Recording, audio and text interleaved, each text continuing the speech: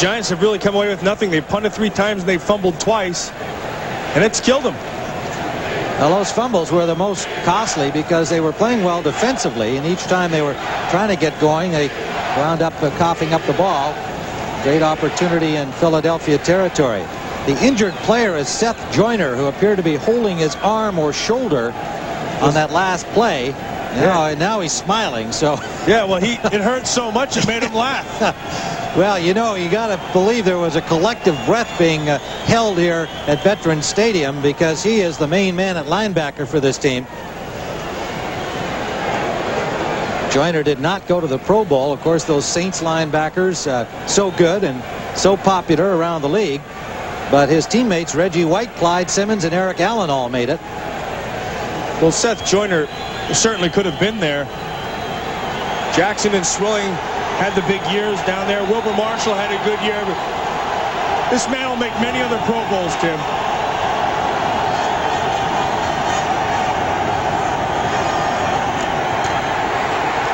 Hostetler from the end zone just got it away to Hampton.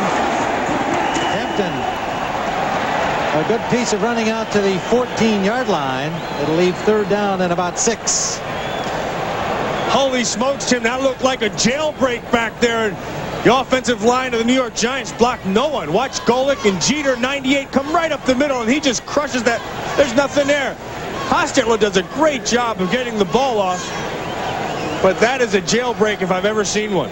Golick and Jeter burying Hostetler behind the line. And now at the end of that play, I'll tell you, Rodney Hampton had a classic stiff arm in Eric Allen's face. 3rd down and 15.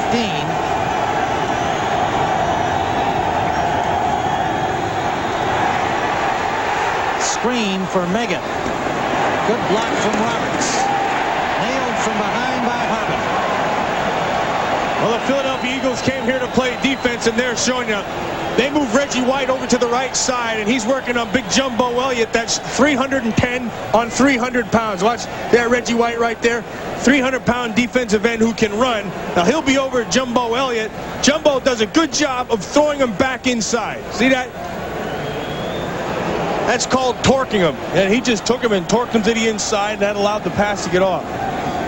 Harmon, meanwhile, made the stop and forced the punt. Rodriguez at the 5. Jeff Seidner waiting for this punt at the 40-yard line. Short punt. Eagle bounce. Philadelphia will have it at the Giants' 39. So great field position for the Eagles. An 18-yard punt. Well, this Thursday at 2:30 Eastern, CBS Sports presents the John Hancock Bowl as the Baylor Bears take on the Arizona Wildcats. And then, on New Year's Day, it'll be the Blockbuster Bowl.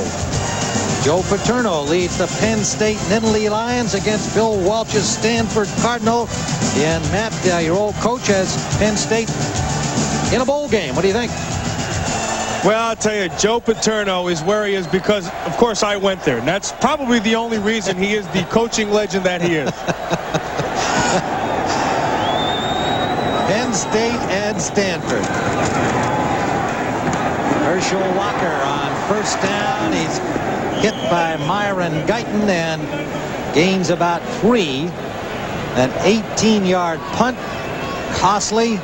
Mistakes by the Giants here in the first half. And put them in a hole, down 14-0, and the Eagles at their 34-yard line. We have reached the 2-minute warning. Eagles 14, the Giants nothing. Well, the Giants on defense, if they look down the road a little bit, you'll certainly see number 75, the rookie from Pittsburgh, number 4 pick, Keith Hamilton. Looks like he's got the goods, getting better with each effort that he puts in. Carl Banks, the veteran on the sideline, has been a pro throughout all of the turmoil of this Giants season, playing in uniform rather with a calf injury, but replaced today by Canavis McGee, another promising young player. Early action and quick whistles on 2nd down at the 35 of the Giants. before the ball was snapped. False start. Number 41 on the offense. 5 yards, still second down.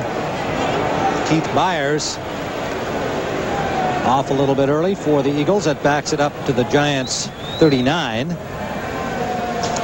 Well, Tim, the Giants have long been a defensive football team. Leonard Marshall's not what he was. Lawrence Taylor's gone. Banks isn't what he was. They need to have people to step up. They need the young blood to come in and get them back to the defense that they've been. 2nd and 11 for the Eagles now at the Giants 39. And there's pressure. Leonard Marshall, 4th Giants sack. You know, so as soon as I say Leonard's not what he was, of course, he just abuses the tackle and makes a sack as if to say, here I am. But this is what they've needed from Leonard Marshall all year long. Leonard Marshall's long been just a big, strong guy out there. And when he and Taylor were working together, they ran the best stunts of any combination I've seen. Really, they were at the top of their game, and they gave people fits over there. Again, Marshall, like Pepper Johnson and others on the defense, complained about the changes made by Rod Rust to a read and react style from their more instinctive let it fly routine that the Giants had used so successfully. Cunningham going deep to the corner, and Barnett cannot hold on. The ball outside near the sideline. Barnett made the spin but couldn't bring it in. Tim, I think that's the first time they've gone to Barnett all day. I don't even think he has a catch yet, which is really surprising because Barnett is a Pro Bowl caliber receiver. And he has the ability to get deep, which you saw there, but you have got to get the ball in his hands. So the Giants do the job defensively, and Eagles into punt standing from his 35-yard line. So the Philadelphia Eagles failing to capitalize on that good field position. Angle punt by Eagles. Fair catch made at the 10-yard line by Megan. 41-yard punt.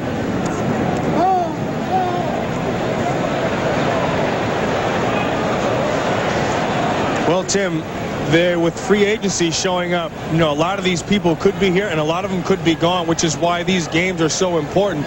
And there's some pretty good names in there, you know, Jumbo Elliott and Hostetler. You got some people in there who are Phil Simms, Lawrence Taylor, Leonard Marshall.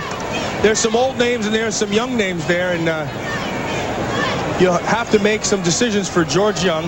You see George Young right here, and that's Wellington Mara, the owner, right there. There's Wellington right there.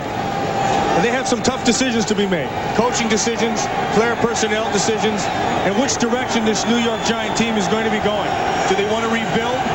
They want to make it happen right away. Hostetler from his own 9-yard line. Hampton, but a flag down.